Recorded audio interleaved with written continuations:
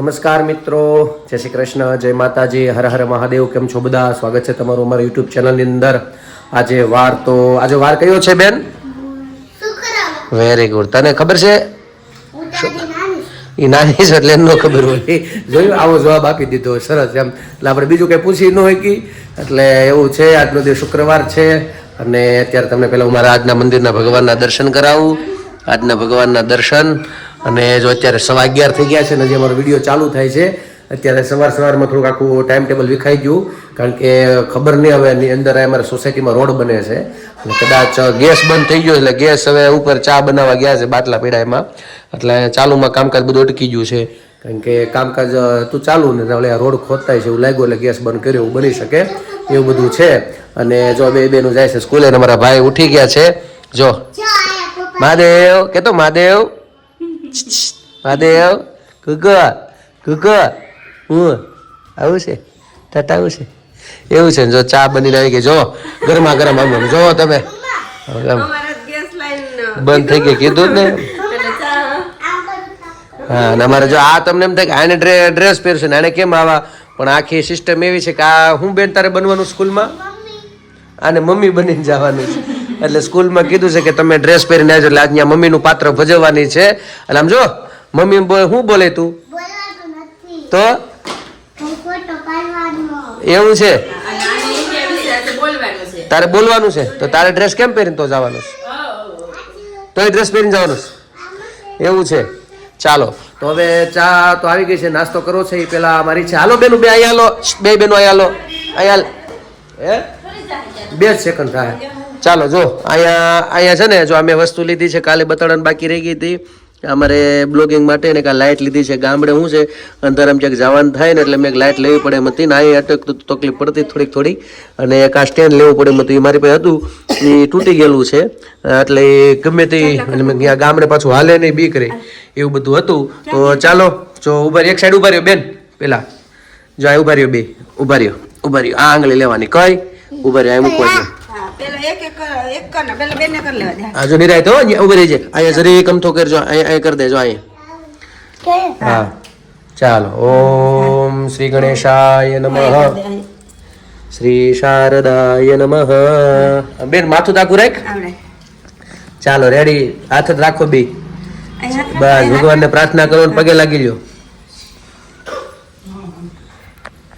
ચાલો રેડી, કે વસ્તુ લીધી છે અહીંયા કરી ગયો બે, જો અહીંયા. ચાલો તો અમે લોકો જો અહીંયા આસ્થા દુરવાન ટ્યુશનમાંથી લઈ આવી અને આસ્થાને હેર કટિંગ કરવાના હતા એટલે હું અહીંયા આવી છું. મારે અહીંયા પાર્લર છે, અમે રેગ્યુલર ત્યાં જ બધું કરાવીએ છીએ. તો આસ્થાને લઈને અહીંયા આવી છું હું, અને છે સરસ મોટું જ છે બધું, અને એનું કામકાજ એ બહુ સરસ છે, સારું છે. અને એ તો જો ચેર ઉપર બેસી ગઈ. હા, બે બેન છે, કાકા બાપાની. કેવી રીતે તાર કપાવા છે? અસ્તુ ખાલી આમ થોડા હોય બેબી કર.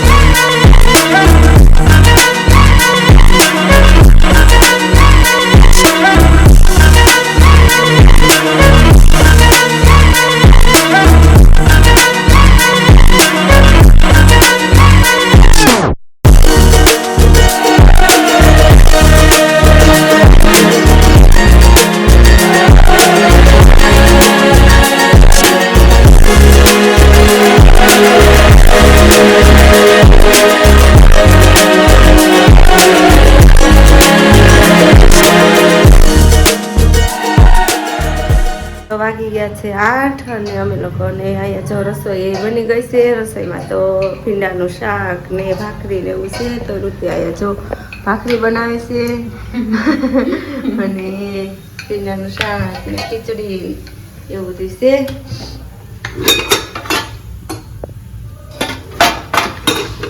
મરચા ને છાશ અહીંયા બનાવવાની. તો મિત્રો જો અત્યારે 9:30 જેવું થવા આવ્યું છે અને અમે લોકો ઘરેથી નીકળી ગયા તાત્કાલિક અને મૂકવા આવવાના હતા અમારે દિલીપભાઈ ઉપર છે એ, પણ તકલીફ એ પડી કે જો પછી દુરુબેનને ખબર પડત તો પછી રોય, જો કે અત્યારે રોહે જ, આગળ ખબર પડશે એટલે એ રોવાનું બંધ નહીં થાય અને એ લોકો મેં પ્લાન પાછો ફરશે જ, કારણ કે જો બેન માની જાય તો ઠીક છે, નકર પછી તાત્કાલિક નીકળવું પડશે એને કાલ કે પરમ દિવસે.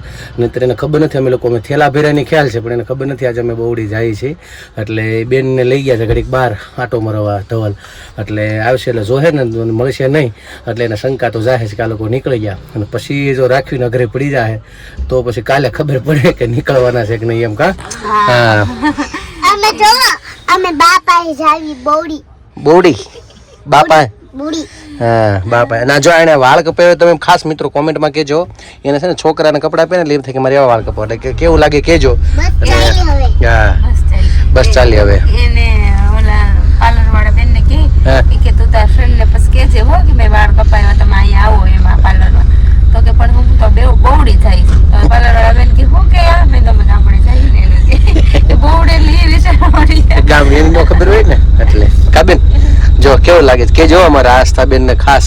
તો બસ એવું છે, જો અડધો સામાન તો નીચે મૂક્યો, બાકી શું છે ત્યાં તો રૂમ ચાલુ કરી એના જેવું જ થાય જેમ સુરત આવી એમ, એટલે બધું લોટ ને બધું, અને ખાસ પ્રસંગ નાનો મોટો છે કરવા ઈચ્છા એટલે બધું લઈ જવું પડે, નહીતર તો પછી એને મોટા બાપુજી છે પછી અમારા બાન પપ્પા લોકો ત્યાં જ જમે છે, બાજુમાં ઘર છે મોટા બાપુજીનું, પેલા આપણે બધાને મળશું, મળાવીશ, મારું ઘર બતાડીશ.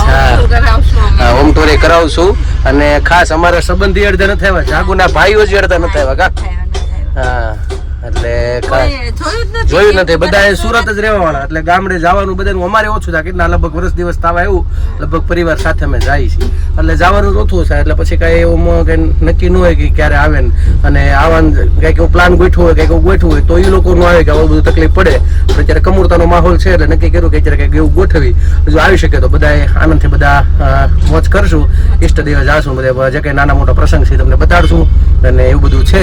અને જવાનું છે બધે દર્શને, દર્શન બધે જવાનું છે, બધા અમારા વિડિયો ચૂકતા નહીં ને, હા જોડાયેલા રહેજો મારે, જોતા નહીં, તમને અમે બધું બતાવશું, બધું બતાડશું, તમે જ્યાં જ્યાં જાશું અમારા રિલેટિવ તમને મળાવશું, મામા માસી કાકા મામા જે બધા જ, મોટા બાપુજીનું ઘર બાજુમાં છે, મારા પપ્પાના આજે મોટા ભાઈ, મારા પપ્પાની 3 ભાઈઓ છે, એકનું દેહાંત થઈ ગયું છે કોરોના ટાઈમમાં, એટલે એટેક આવી ગયો, કોરોના જેવું કંઈ હતું નહીં એ સમયના ગાળામાં.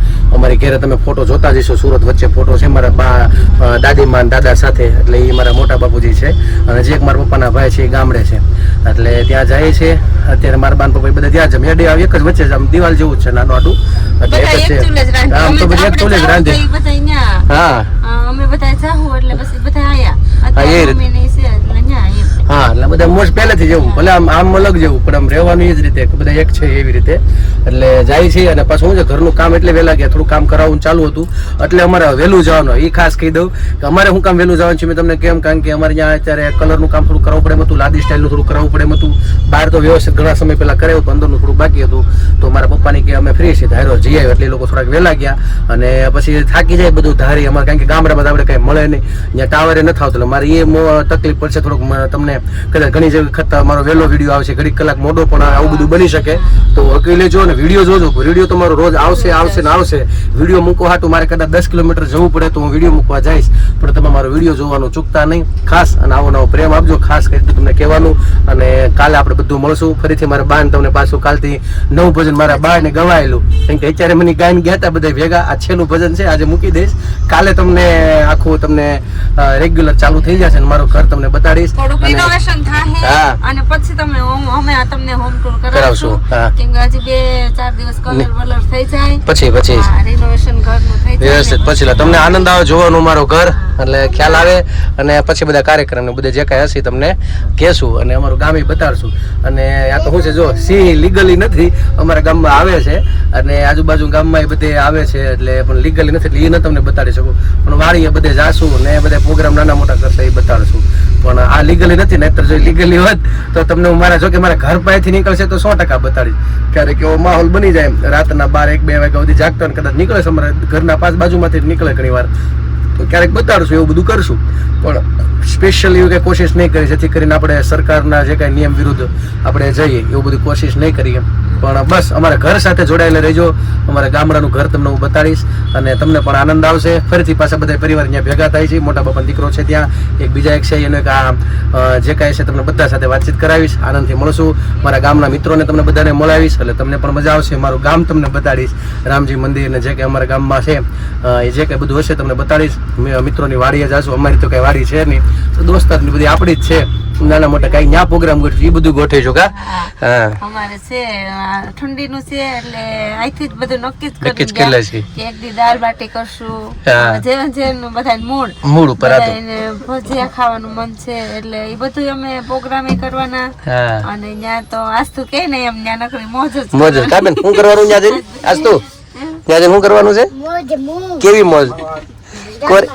કોરી મોજ, કોરી મોજ. ધૂળથી જ રમવા. ધૂળથી રમવાનું. અને અમે ધૂળથી તો રમવું જ જોઈએ બાળકને. મને બહુ ગમે.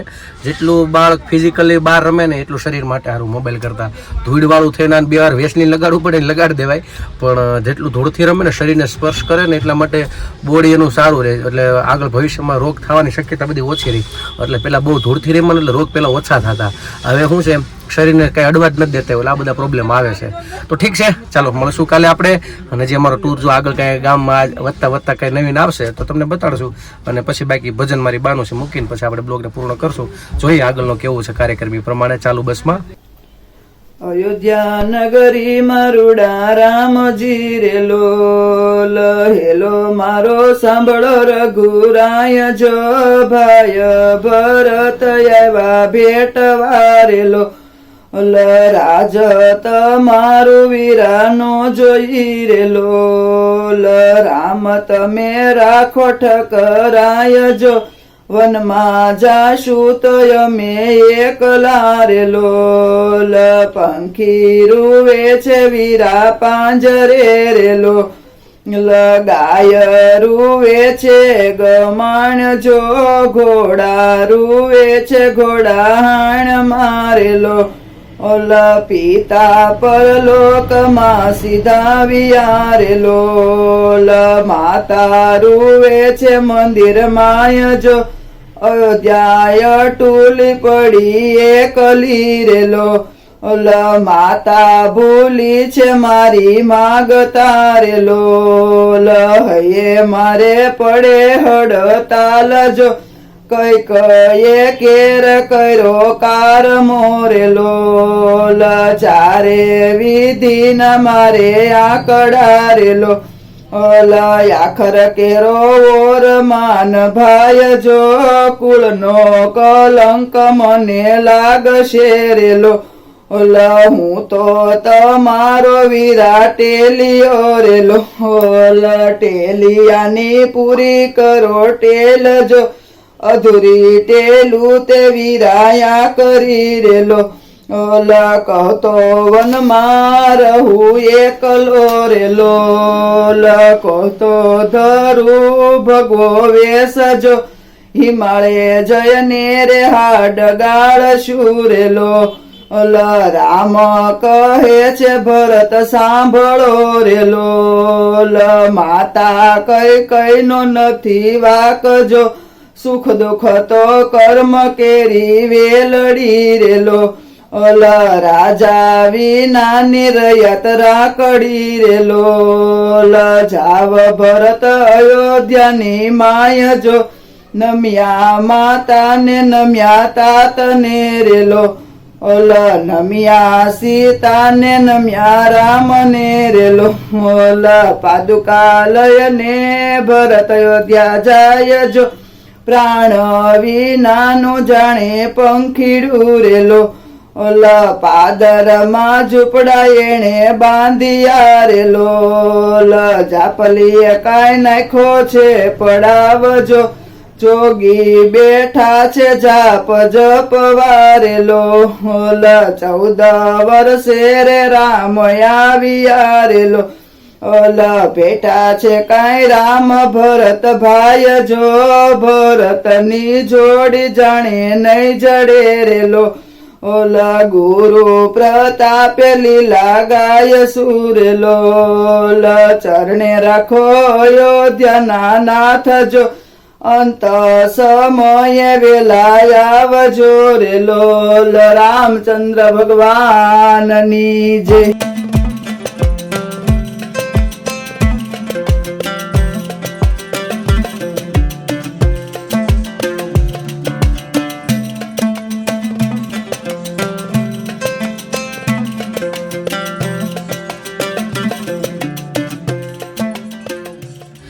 તો ચાલો મિત્રો, અત્યારે હવે બ્લોગ પૂરો કરવાનો સમય આવી ગયો છે અને ત્યાં સુધી શું છે રસ્તામાં હતા અને હોટલે થોડાક ઊભા રહી આગળ 5 મિનિટ 10 મિનિટ. અને આજે ઠંડીનું તો કંઈ લેવાય નહીં, તો એ અમારા બેન જો મહિના નહીં.